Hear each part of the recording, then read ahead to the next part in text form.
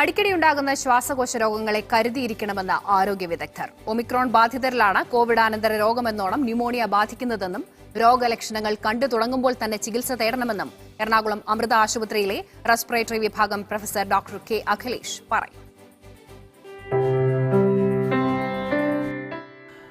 നമ്മൾ നേരത്തെ കോവിഡിന് ശേഷം പല പല ബുദ്ധിമുട്ടുകൾ ശരീരത്തിൻ്റെ പല അവയവങ്ങളൊക്കെ ആയിട്ട് നമ്മൾ കണ്ടിട്ടുണ്ട്. അതായത് ശ്വാസകോശ സംബന്ധമായ പ്രശ്നങ്ങൾ, കാർഡിയാക് പ്രശ്നങ്ങൾ, അതുപോലെ നാഡീ സംബന്ധമായ പ്രശ്നങ്ങൾ. പക്ഷേ ഈ അടുത്തായിട്ട് കൂടുതൽ സാധാരണ ജനങ്ങൾ വരച്ചുകൊണ്ടിരിക്കുന്ന ഒരു ബുദ്ധിമുട്ടാണ് ശ്വാസകോശ സംബന്ധമായ പ്രശ്നങ്ങൾ. ഇത് പ്രധാനമായിട്ടും ഈ കോവിഡെല്ലാം ബാധിച്ച ആളുകളിൽ അടിക്കടി ഉണ്ടാകുന്ന അലർജി, ഹൈപ്പർ സെൻസിറ്റിവിറ്റി ഇവയാണ് പ്രധാനപ്പെട്ട ഒരു പ്രശ്നം. മറ്റുള്ളത് ആസ്മ പോലെയുള്ള കുറുങ്ങൽ, ചുമ, ഇതാണ് മറ്റുള്ളൊരു പ്രധാനപ്പെട്ട പ്രശ്നം. മൂന്നാമത് ഇടയ്ക്കിടെ ഉണ്ടാകുന്ന ഇൻഫെക്ഷൻസ്. അത് പണ്ടുണ്ടായിരുന്നതിനേക്കാൾ കൂടുതലായി പല ആളുകളിലും കണ്ടുവരുന്ന ഒരു പ്രശ്നമാണിപ്പോൾ. അതായത് നേരത്തെ കോവിഡ് വന്ന ആളുകളിൽ ഒരു വൈറൽ ഇൻഫെക്ഷൻ പോലെ ചുമ, കഫക്കെട്ട് പോലെ വരികയും അത് താൽക്കാലികമായി മരുന്ന് കഴിച്ച് താൽക്കാലികമായി മാറുകയും എന്നാൽ അധികം കാലതാമസമില്ലാതെ അത് വീണ്ടും വരികയും ചെയ്യുന്ന ഒരു സാഹചര്യം വരുന്നുണ്ട്. അപ്പോൾ ഇത് കോവിഡിൻ്റെ പ്രക്രിയയുടെ ഭാഗമായിട്ടുണ്ടാകുന്ന നീർക്കെട്ട് ശ്വാസനാളത്തിലും മറ്റു ഭാഗങ്ങളും അടിഞ്ഞു കൂടുന്നതിൻ്റെ ഭാഗമായിട്ട് തന്നെ വരുന്നതാണ്. ഇതിനോടൊപ്പം അതിയായ ക്ഷീണവും പല ആളുകൾക്കും കണ്ടുവരുന്നുണ്ട്. അപ്പോൾ ഇതിനെ എങ്ങനെ പ്രതിരോധിക്കാം?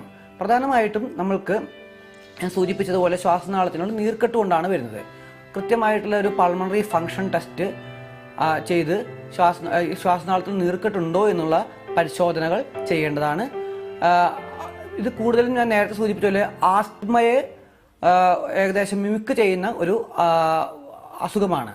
അപ്പോൾ സ്മോൾ എയർവേ ഡിസ്ഫങ്ഷൻ എന്ന് പറയും. കൂടുതൽ ആളുകൾക്കും കണ്ടിട്ടുള്ള സ്മോൾ എയർവേ ഡിസ്ഫങ്ഷൻ എന്ന് പറയുന്ന ഒരു അവസ്ഥയാണ് ഇങ്ങനെയുള്ള ആളുകൾക്ക് കൂടുതൽ കണ്ടുവരുന്നത്. മറ്റുള്ള ചില ആളുകൾക്ക് നേരത്തെ സൂചിപ്പിച്ച പോലെ ലാർജ് എയർവേയിലും ഇതുപോലെ തന്നെ നീർക്കെട്ട് കണ്ടുവരുന്നുണ്ട്. ഇവർക്ക് പ്രധാനമായിട്ടും ഈ ടെസ്റ്റുകളെല്ലാം ചെയ്ത് കഴിഞ്ഞതിന് ശേഷം ആവശ്യമാണെങ്കിൽ ഇൻഹേലറുകൾ നിർദ്ദേശിക്കേണ്ടതായി വന്നേക്കാം. ശ്വാസനാളത്തിലെ നീർക്കെട്ട് കുറയ്ക്കുവാനും ശ്വാസനാളത്തിലെ വ്യാസം കൂട്ടാനുമുള്ള ബ്രോങ്കോഡൈലേറ്റർ സ്റ്റിറോയിഡ് ഇൻഹേലറുകളാണ് ഇവർക്ക് വേണ്ടി വരിക. ഇതിനോടൊപ്പം അലർജി കൺട്രോൾ ചെയ്യാനുള്ള അഥവാ ലക്ഷണങ്ങൾ കൺട്രോൾ ചെയ്യാനുള്ള മരുന്നുകളും ഇവർക്ക് വേണ്ടി വന്നേക്കാം. മൂന്നാമതായിട്ട് ഇടയ്ക്കിടയ്ക്ക് ഉണ്ടാകുന്ന ഇൻഫെക്ഷനുകൾ ഒഴിവാക്കുവാൻ വേണ്ടിയിട്ട് ന്യൂമോണിയയ്ക്കും വൈറസിനും എതിരെയുള്ള വാക്സിനുകൾ, അതായത് ഇൻഫ്ലുവൻസ വാക്സിനേഷനും ന്യൂമോകോക്കൽ വാക്സിനേഷൻസും നമുക്ക് വേണ്ടി വന്നേക്കാം.